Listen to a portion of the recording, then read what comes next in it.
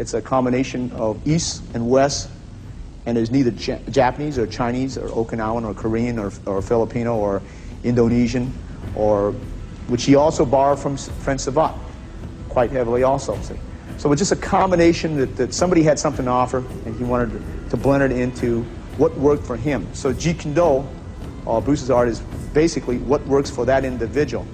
And it still goes back to what we were talking about: research your own experience, absorb what is useful, and reject what is useless, and add specifically what is your own creation. Bruce never taught us forms, and we're probably the only non-classical Kung Fu style that has never been taught forms. And according to Bruce, if you taught forms, it wouldn't be the mechanics. Okay, if you notice a lot of Chinese sets, they'll go like this, right? And they'll go like this, or they'll go like this, and they'll go like this, and then they'll do it with the left hand, see? Bruce was against forms because you don't know what it's for. Why don't I just practice it like this? And break, then hit the groin and hit the face and hit, rather than practice it like this and not know what the meaning is for. For instance, if I go like this, why not practice? Rather do it in a set, why not practice what it's for?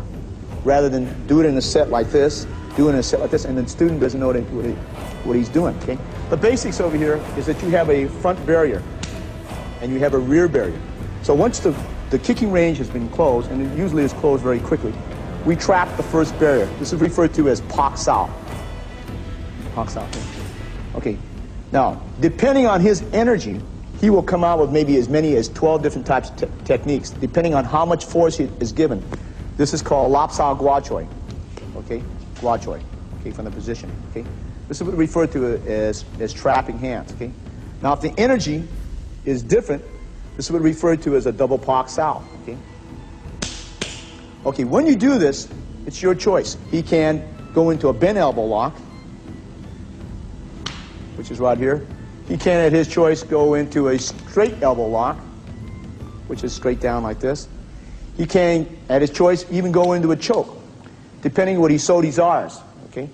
Or he can, at his choice, if he prefers to, after he does the Pak Sao, Lap Sao, Gua Choi, turn it into Western boxing, jab, cross, back fist, uppercut, and so on, depending on his choice. Okay? He can, at his choice, even go into another art. Let's say he went to Pak Sao, double Pak Sao. Okay, he can, at his choice, maybe go into a partial elbow lock. Okay, hook his right hand over his head, go in the collie type of combinations, if he so desire. Okay, with the knee to the head. Okay. Now, let's say that I had a low reference point here. This is what they call a Ping Choi to Gua Choi. Okay, from that position. Okay. And he can, depending on his energy, right, go into Lap Sao Gua Choi from that position. Okay. But this is the basis of it. See. There's not a lot of technique because the technique goes by his sensitivity. Okay, let's say he does a Pak Sao from this position here, and the hand is grabbed. Okay, he can wrist lock that arm, and he goes down. Okay, so it's not. Is it grappling? Is it choking? It doesn't matter. You go according to the sensitivity he gives you. If you limit yourself to a particular style, then you have to solve it. For instance, if I did a Pak Sao, Wing Chun will go like this. It'll sometimes go straight. Okay, there is no, maybe I can flow into collie position here, because this is the foundation that Bruce taught us. That it doesn't matter what art and where you take it from, you just flow accordingly to the structure of your body. So it doesn't have to be. And I think that's where the great fall in the world is. They think it's a Chinese. It is a Kung Fu style because its roots are found in 50% is found in the Wing Chun system. But he went out of it. Okay, there is not like the movies where you see the hook kick and cyclone kick. It is nothing something like this. Let's say we go like this, and this stuff that you would see very seldom Bruce would use. In all the confrontations that I've seen Bruce, an actual confrontation, I've never seen him do any of this at all, unless he's just playing around with the man. Okay, so all this high kicking and flashy kicking is usually out. For an example, right? This here, if he grabs my hand, Bruce would just go, stop, that's good enough. See?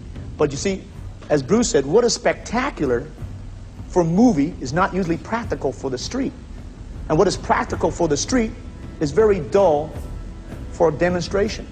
Who wants to see a guy go Pak Sao, he grabs and you stop and he headbutt, see? Or you hit up. It's not spectacular enough, see? But now the spectacular stuff of this stuff here, it attracts the audience. Right? But it's not where the art is at. Okay? This is where we are, where Bruce said he was violently against. Bruce said that you had to have something between East and West. And I think in the Orient, they tend to be over-secretive, over-flowery sometimes, and hiding a lot, see? If you're secure in your knowledge, you don't have to hide it. Why hide it? You can just bring it out.